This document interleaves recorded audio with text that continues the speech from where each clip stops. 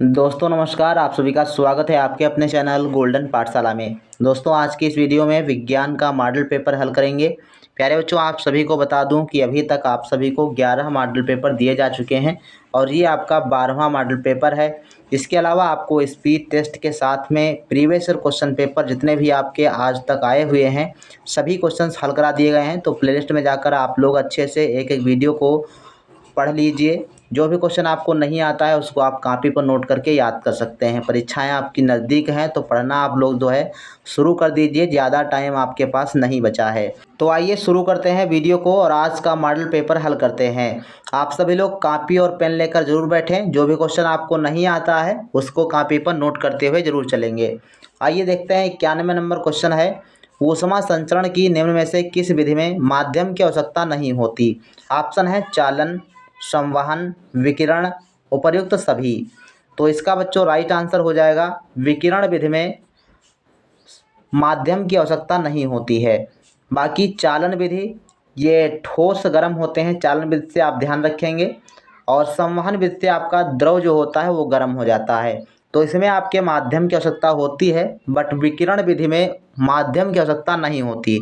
जैसे कि आप अलाव ताप रहे हों और दूर से आपको जो है क्या है गर्मी महसूस होती है, तो वो गर्मी कैसे आप तक पहुंचती है, किसी माध्यम की तो आवश्यकता नहीं हुई।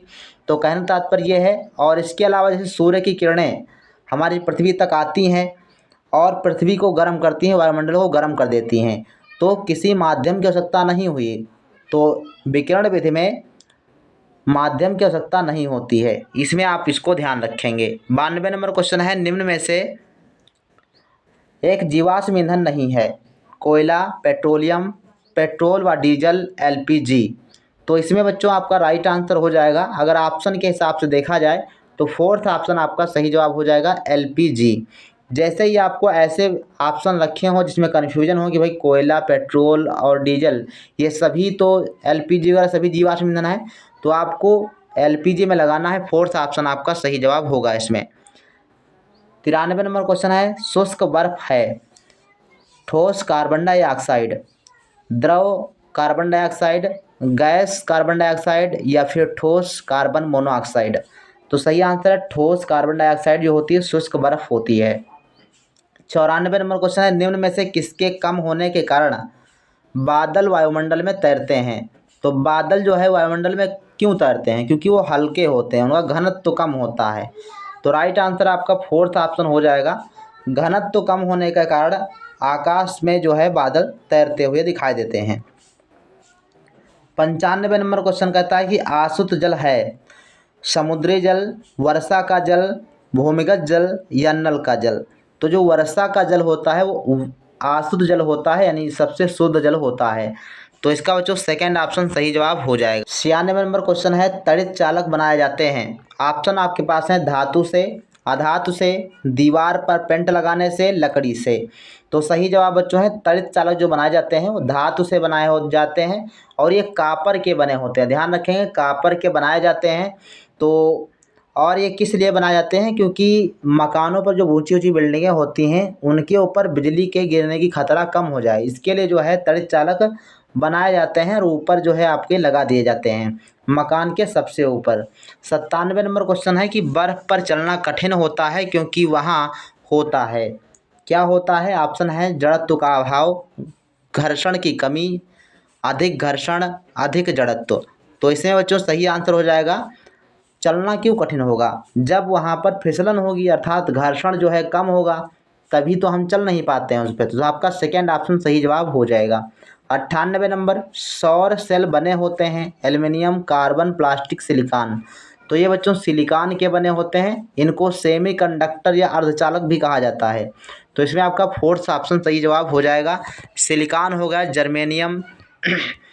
इसके अलावा 99 नंबर क्वेश्चन है, मनुष्य का शरीर होता है विद्युत का सुचालक, कुचालक, कभी कुचालक कभी सुचालक या इनमें से कोई नहीं। तो सही आंसर है मनुष्य का जो शरीर होता है विद्युत का सुचालक होता है।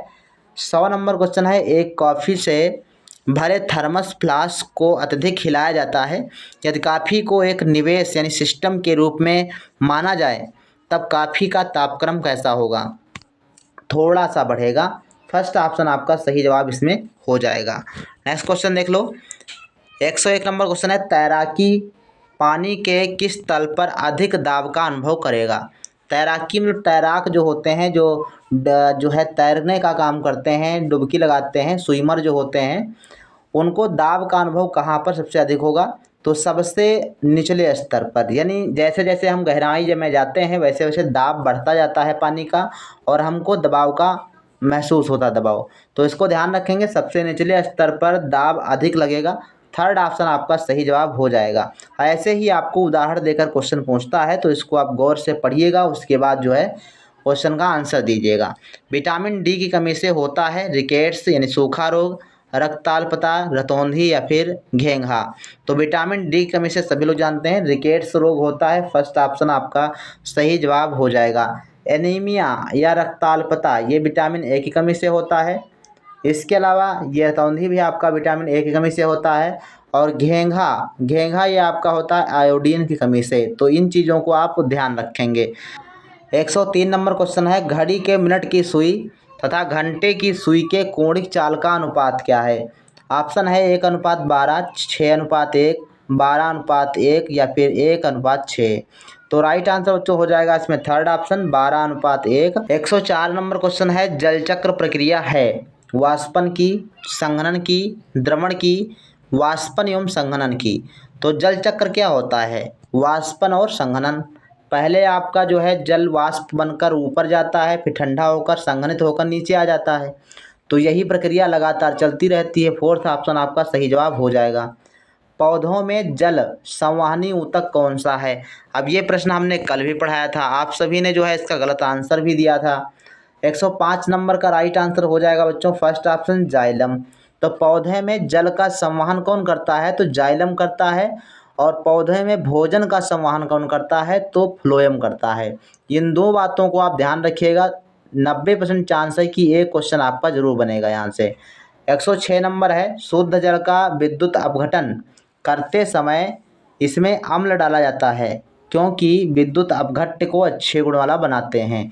तो इसमें आपका फर्स्ट ऑप्शन सही जवाब है। 7 नंबर क्वेश्चन है, 40 डिग्री फ़ारेनहाइट परम ताप स्केल बराबर होता है। ऑप्शन है 0 केल्विन, 233 केल्विन, 273 केल्विन या फिर फोर्थ ऑप्शन है 313 केल्विन।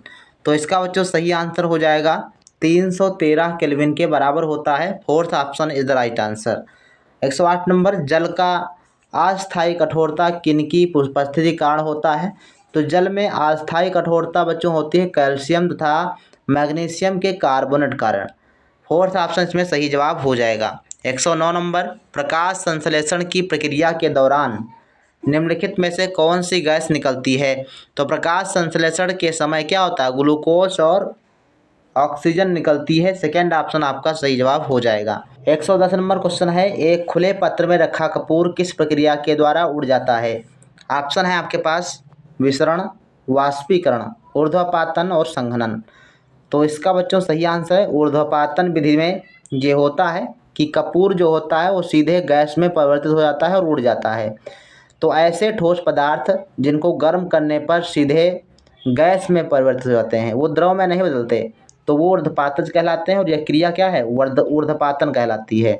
111 नंबर, सूर्य की ऊर्जा का प्रमुख स्रोत है नाभिकीय विखंडन, नाभिकीय संलयन, उपरोक्त दोनों या कोई नहीं। तो सूर्य की जो ऊर्जा है ये नाभिकीय संलयन द्वारा उत्पादित होती है, यानी सूर्य में जो है लगातार नाभिकीय संलयन होता रहता है। तो इसको ध्यान रखेंगे और इसी कारण जो है सूर्य की जो ऊर्जा है वो लगातार बढ़ती रहती है, कम नहीं होती। 112 नंबर, निम्नलिखित में से कौन सी गैस वायुमंडल का भाग नहीं होती अर्थात वायुमंडल में उपस्थित नहीं है। तो ये बच्चों हैं क्लोरीन। थर्ड ऑप्शन आपका इसमें सेकेंड ऑप्शन आपका सही जवाब हो जाएगा। 113 नंबर क्वेश्चन है, वह ताप जिस पर सेल्सियस व फ़ारेनहाइट ताप समान हो, 40 degree centigrade, -40 degree centigrade, 0 degree centigrade या फिर फोर्थ ऑप्शन है 100 डिग्री सेंटीग्रेड। तो इसका बच्चों राइट आंसर है -40 डिग्री सेंटीग्रेड पर सेल्सियस और फ़ारेनहाइट पैमाने बराबर होते हैं। 114 नंबर क्वेश्चन है, मनुष्य ध्वनि सुन सकता है यदि आवृत्ति हो तो कितनी आवृत्ति के ध्वनि को मनुष्य सुन सकता है? 20 से लेकर 20,000 हर्ट्ज, 2 से लेकर 20,000 हर्ट्ज, 20 से लेकर 2,000 हर्ट्ज या फिर 2 से लेकर 2,000 हर्ट्ज। तो सही आंसर है बच्चों 20 से लेकर 20,000 हर्ट्ज के मध्य में जो आवृत्ति वाली ध्वनि होती है उसे मनुष्य सुन सकता है। 115 नंबर क्वेश्चन है, ध्वनि तरंगों की सहायता से पानी के अंदर की वस्तुओं का पता लगाने वाला उपकरण कौन सा है? राडार, सोनार, डेकार या फिर फोकर। तो सही आंसर है सोनार होता है और ये पनडुब्बियों में लगा हुआ होता है। सेकेंड ऑप्शन आपका सही जवाब हो जाएगा। 116 नंबर क्वेश्चन है, गहराई बढ़ने से जल दाब में परिवर्तन होता है। तो जैसे जैसे हम गहराई में जाते हैं तो जो दाब होता है वो बढ़ता है। सेकेंड ऑप्शन सही है। 117 नंबर क्वेश्चन है, वायुमंडलीय दाब का अचानक गिरना संकेत होता है। तो ये तूफान का संकेत होता है। फर्स्ट ऑप्शन सही जवाब है। 118 नंबर क्वेश्चन, सोलर कुकर सूर्य के प्रकाश की किन किरणों से गर्म होता है? तो ये बच्चों गर्म होता है परावैंगनी विकिरण से। Second option is the right answer. 119 number, मुख्य वायु प्रदूषक तत्व का उदाहरण है। तो सबसे खतरनाक कौन सी है? तो ये है कार्बन मोनोऑक्साइड। सेकेंड ऑप्शन सही जवाब हो जाएगा। 120 नंबर क्वेश्चन है, जूल इकाई है कार्य की, ऊर्जा की, कार्य और ऊर्जा दोनों की। तो इसमें सही आंसर है बच्चों जूल जो होती है कार्य और ऊर्जा दोनों की इकाई होती है। 121 नंबर, पौधों में वाष्पोत्सर्जन उत्पन्न होता है पत्तियों के द्वारा, तने के द्वारा, पौधे के सभी वायवीय भागों द्वारा, जड़ के द्वारा। तो पत्तियों के द्वारा जो है वाष्पोत्सर्जन उत्पन्न होता है। फर्स्ट ऑप्शन सही जवाब है। 122 नंबर, मैग्नीशियम ऑक्साइड जल में घुलकर बनाता है। तो ये बच्चों क्षार बनाते हैं। आपका फर्स्ट ऑप्शन सही है। इसके बाद देखो 123 नंबर क्वेश्चन कहता है कि ऊष्मा का स्वतः प्रवाह हमेशा होता है। इसमें देखो आपका जो राइट आंसर है बच्चों थर्ड ऑप्शन है, एक ही दिशा में उच्च ताप से निम्न ताप की ओर जो है ऊष्मा का प्रवाह होता है। यानी जो अधिक गर्म वस्तु होगी और वो कम गर्म वस्तु की तरफ ऊष्मा का प्रवाह होता है। तो इसमें आपका थर्ड ऑप्शन सही है। 124 नंबर, धातु निम्न में से किस प्रक्रिया के द्वारा गर्म होते हैं? तो जो भी धातु होते हैं हमने आपको पहले ही बताया था ठोस किस विधि से गर्म होते हैं? तो ठोस होते हैं चालन विधि से गर्म होते हैं। तो संचरण तो इसमें आपका गलत दिया ही गया है। संवहन भी आपका नहीं होगा, संवहन के द्वारा जो है द्रव जो है गर्म होता है। विकिरण विधि द्वारा वातावरण गर्म होता है और हमको जो है जब हम क्या करते हैं अलाव के सामने बैठते हैं तो दूर से क्या है ऊष्मा प्राप्त हो जाती है। तो वो विकिरण भी जो हो जाती है। इसमें जो है किसी माध्यम की आवश्यकता नहीं होती। फोर्थ ऑप्शन इसका सही जवाब हो जाएगा, इनमें से कोई नहीं। 25 नंबर क्वेश्चन कहता है कि अम्ल वर्षा का कारण क्या है?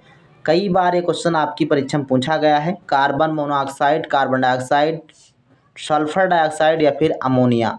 तो इसमें जो सही आंसर आपका है सल्फर डाइऑक्साइड, इसके कारण अम्ल वर्षा होती है। तो ये रहे बच्चों 35 प्रश्न जो विज्ञान से संबंधित थे और ये आपका 12वां मॉडल पेपर था। इससे पहले बहुत सारे प्रैक्टिस सेट करवाए जा चुके हैं। तो आप सभी लोग वीडियो के डिस्क्रिप्शन में भी लिंक आपका दिया गया है या फिर आप प्लेलिस्ट में जाकर अच्छे से देख लीजिए। एक एक क्वेश्चन एक एक वीडियो को आप देख लीजिए ताकि आप जो है अपना बेहतर स्कोर कर सकें।